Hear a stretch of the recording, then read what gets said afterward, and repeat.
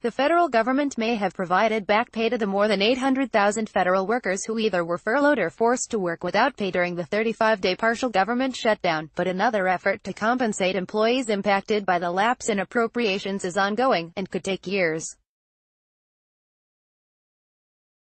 A dozen federal employees and labor groups have filed separate lawsuits against the federal government alleging violations of the Fair Labor Standards Act, which requires employers to pay employees promptly for the work that they perform.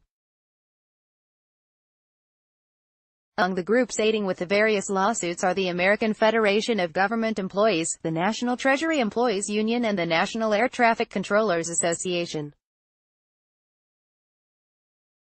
Similar cases were filed following the 2013 government shutdown, which culminated in a class action lawsuit where, in 2017, a judge awarded financial damages to those who were forced to work during the lapse in appropriations. Employees were set to be awarded the federal minimum wage, $7.25 per hour, times the number of hours they worked between October 1 and October 5, 2013, the period in which paychecks were delayed. Get best federal news and ideas delivered right to your inbox. Sign up here. But as of January 2018, tens of thousands of federal workers were still awaiting their payouts.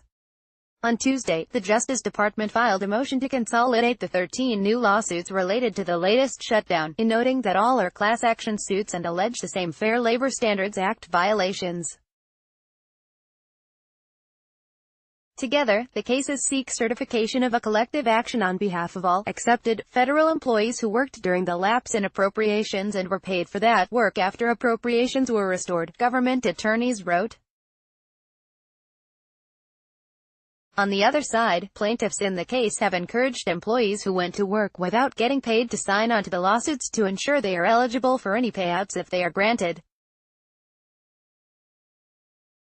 AFGE and law firm Jarvi, Chusey, Newman and Fitch created a website where employees who worked at unfunded agencies during the shutdown can sign up to join the case.